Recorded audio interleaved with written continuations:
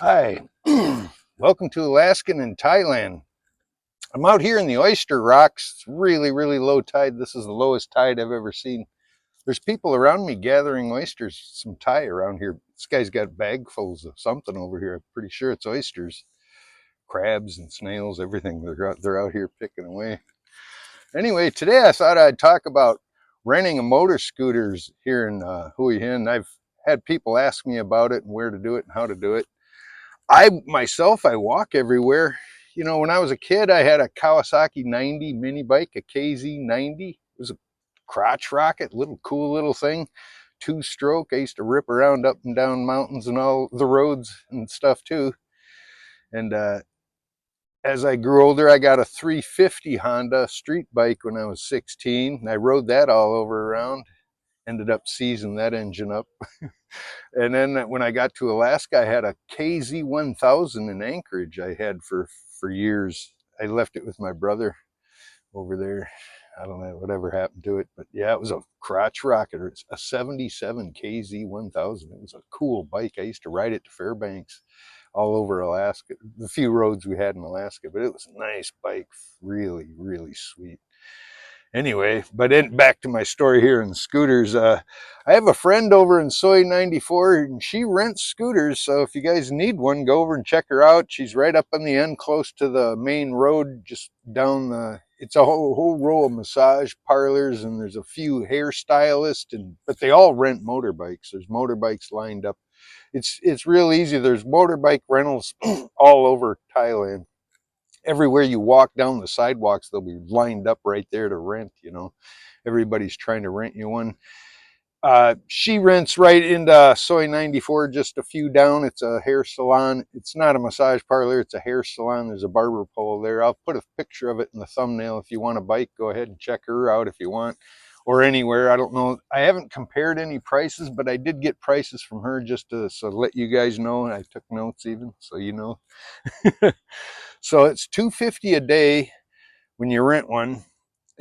That comes to that's bought, by the way. I'll convert it, $7.50 US a day to rent a motorbike if you're renting by the day with her anyway.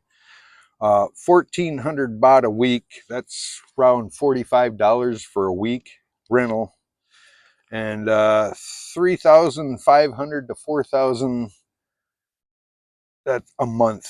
That's $108 to 122 US. Probably different style or more cc, different bike maybe. That's why the difference in cost. But that's what she said.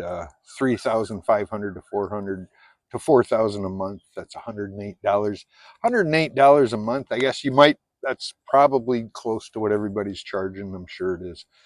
Anyway, and then deposit 1,000 baht deposit. That's $30. So you just put a $30 deposit on the bike, and her bikes all look new. They're real great, brand new shape and everything. They have mechanics that take care of them all, so they're all in pretty good shape.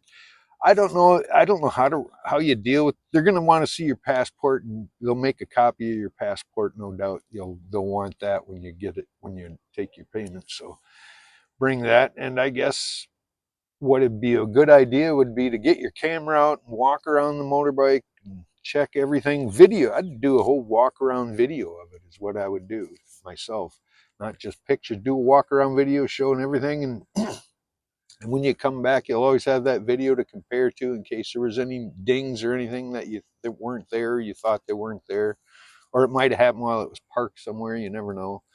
So yeah, that would be a good idea. And I don't know if that happens a lot or if there's a scam going on or not. She's honest. I can vouch for her, but anyone else, I don't know how it works. There's probably somebody that do scams too, so I don't know about that. But yeah, everybody here does rent a motorbike. I see it. Everybody, when they come, the first thing they all do is they jump on one of these mopeds. That's what we used to call them, mopeds. And they used to have pedals. You could actually take off pedal and jump start the engine. But anyway, yeah. So I guess I see these guys. They all come. They jump on them. But again, I hear this ambulance nonstop going up and down this road pretty much all day long. I hear it. I'm not kidding. I'm not underestimating. But I live near the hospital. I hear it 20 times a day. Almost. I hear that siren go. Everybody does in the whole town. It's only one road and they all drive it. So everybody sees that siren. And man, when it starts raining, I can just about set my watch that that siren's going to start up and a ambulance is going to drive by.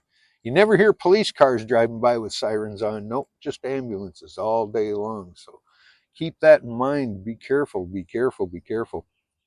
There's street lights on the main road, but other than that, you get off the main roads and oftentimes there's not a street light or a street sign, and it goes back to Asia, every man for himself, and that's just like it is in Dumaguete. But they're a little more orderly here in Thailand. It flows pretty smooth, but yeah, be careful. These are Thai and they're on their way to work, on their way to important things, and you're just a tourist around. Try to stay out of their way best you can, instead of trying to cut them off and everything. I don't know. I myself, I can drive, but it's on the left side of the road, and I'm not used to driving or the way they on the wrong side of the road, and the driver's seats and the cars on the wrong side of the road. So I don't trust myself yet. And I'm getting the old age delirium too. I don't know if I might make a stupid mistake or something. So I stay off the motorbikes completely so far. Haven't been on one myself. Oh, I had a Grab bring me before, and that worked okay. Just once I think I jumped on the back of a Grabber. Another girl brought me one time too. So yeah, well, that's a way you can get a motor scooter here. So about $100 a month if you want. And to buy one, it only cost. I asked her once, and she said it's only like 12 or 1300. They can buy a brand new motor scooter. So if you're going to be here a year, you might as well buy one if you want one. But otherwise, yeah, rent one out. Make sure before you commit to buying anything in a place.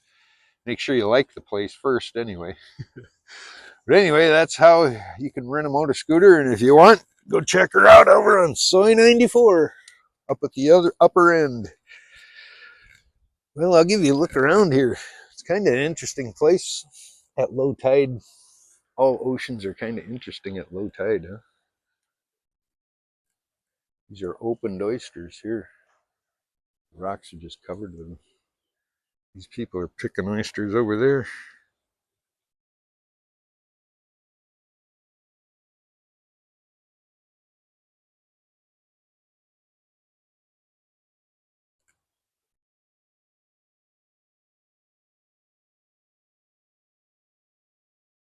I believe this is the lowest tide I've seen.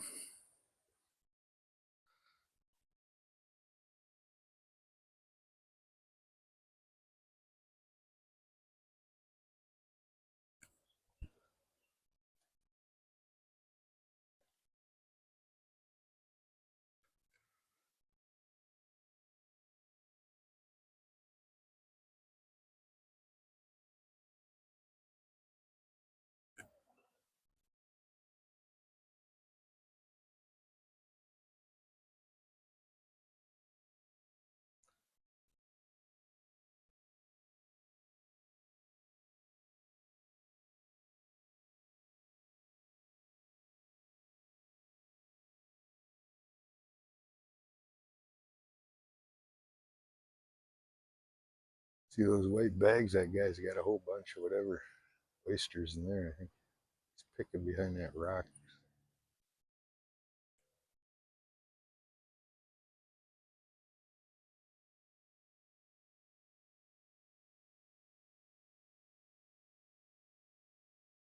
The fishermen out there. Fishermen have been out there all night. They go out at night with their squid lights. They're all green lights, and they're fish dip netting, probably fishing them somehow. I never seen how they do it. But they have dip nets, so that'd probably be the easiest. They're out there all night. In the morning, they shut their lights off and they set gill nets and drift. They drift gill net through here. I see them picking their nets this morning when I'm swimming.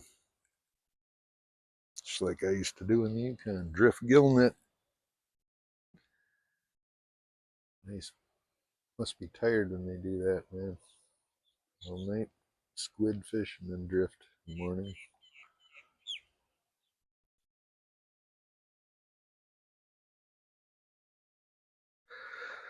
I keep asking about this pier down here, but when I went, it was dead and quiet. And they say they spent a lot of money to refurbish it, and nothing got refurbished. There's nothing going on much. Maybe in the evenings or something.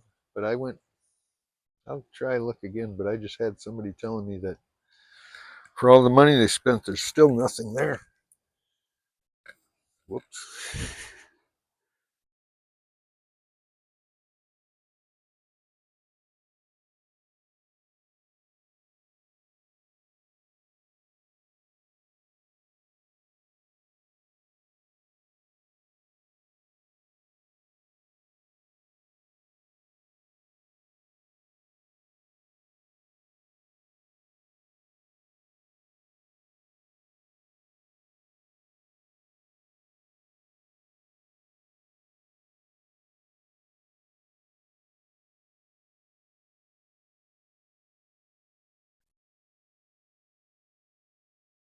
Oysters.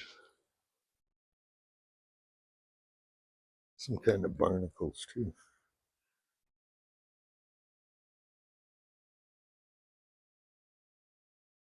There's that date in there. Well, be sure to like, share, and subscribe. I upload every day. See you in the next one.